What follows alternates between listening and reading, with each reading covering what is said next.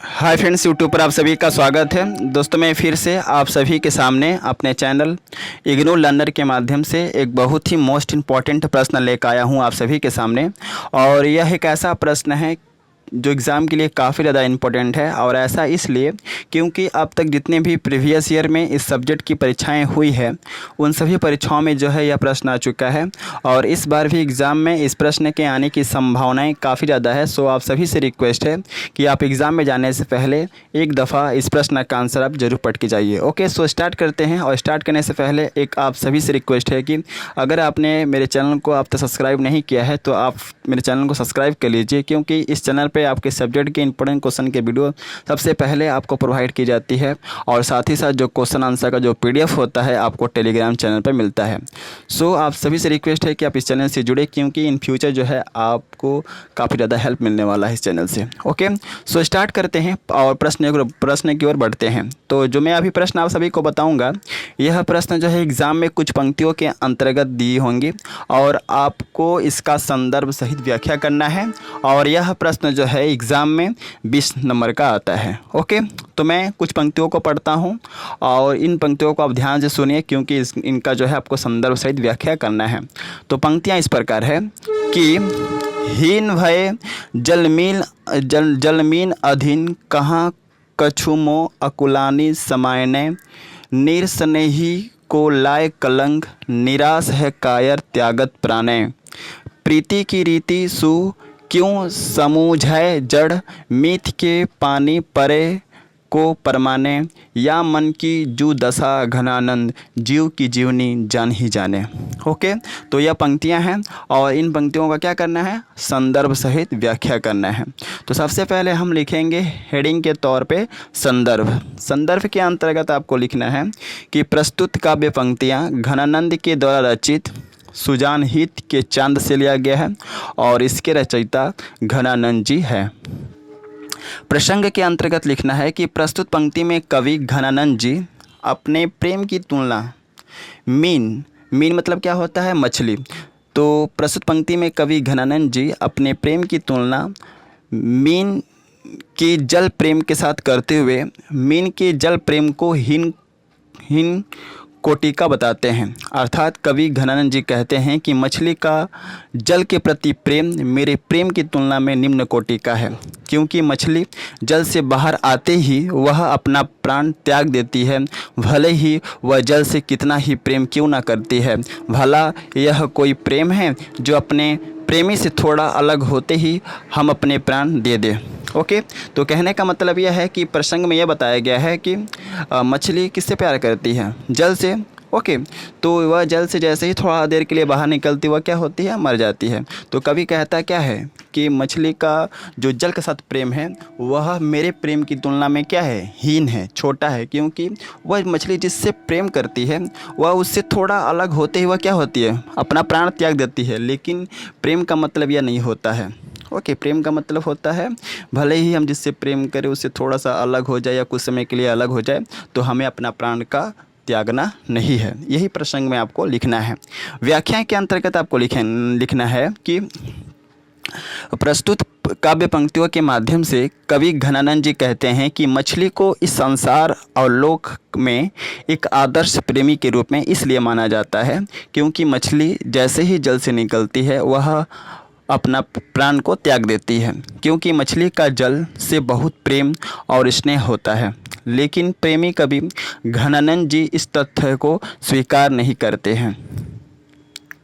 जिस मनुष्य को या जिस व्यक्ति को जिससे ज़्यादा प्रेम और लगाव होता है या जिससे हम ज़्यादा प्यार करते हैं उससे अगर हम थोड़ा अलग हो जाए या उससे दूर चले जाए तो हम अपने प्राण को त्याग दें, मैं इस प्रेम को प्रेम नहीं समझता। कौन कहता है, कवि कहता है।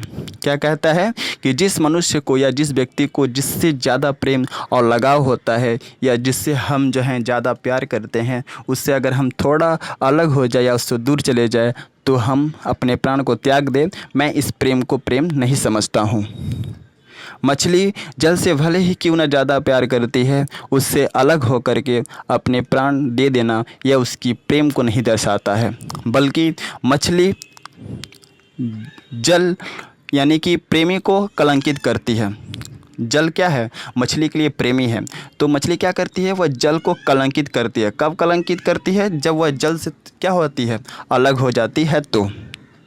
ओके, तो मछली क्या करती है, जल को कलंकित करती है। अर्थात इस पंक्ति के माध्यम से कवि घनानंद जी सांसारिक लोगों को ये संदेश देना चाहते हैं कि हम जिससे सबसे ज़्यादा प्यार करते हैं या जिससे हम सबसे ज़्यादा स्नेह करते हैं, वह व्यक्ति अगर हमसे दूर चला जाए या हमको छोड़ दे तो मनुष्य को कभी भी ऐसी परिस्थिति में घबराना नहीं चाहिए और विरह में व्याकुल होकर के मनुष्य को अपना प्राण नहीं त्यागना चाहिए। यह सबसे बड़ी मूर्खता है जो लोग अपनी प्रेमिका के लिए अपना प्राण त्याग देते हैं।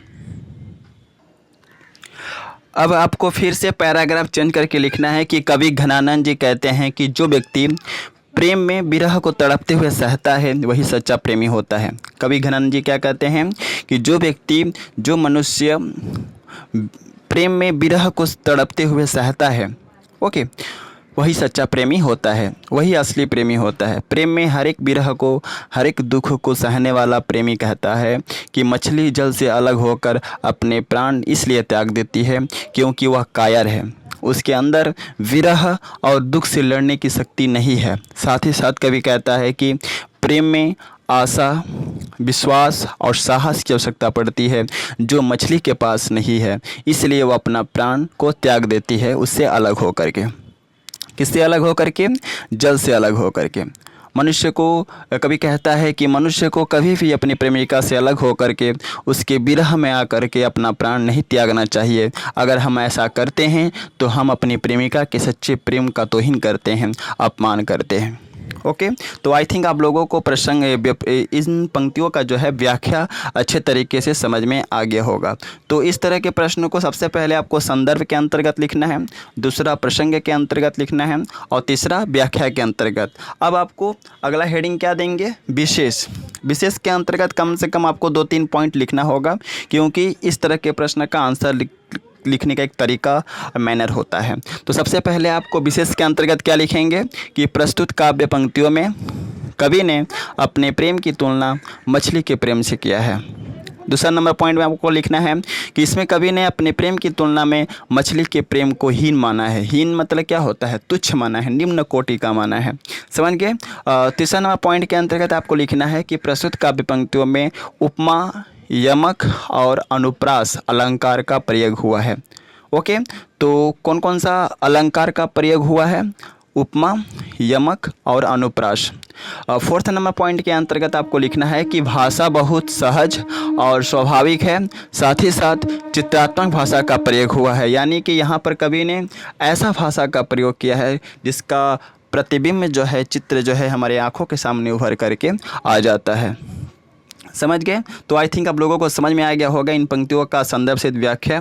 और साथ ही मैं यहाँ पे कहना चाहूँगा कि इस वीडियो को जितना ज़्यादा हो सके आप शेयर कीजिए और ज़्यादा से ज़्यादा लाइक कीजिए, क्योंकि आपके इस तरह का वीडियो बनाने के लिए मैं काफ़ी ज़्यादा प्रयत्न करता हूँ, मेहनत करता हूँ। तो आप इस वीडियो को ज़रूर से ज़रूर लाइक कीजिए और शेयर कीजिए। सो मिलते हैं नेक्स्ट वीडियो में इसी तरह के इंपॉर्टेंट क्वेश्चन के साथ। So best of luck for all of you for your exam and thanks for watching my video. जय हिंद, वंदे मातरम।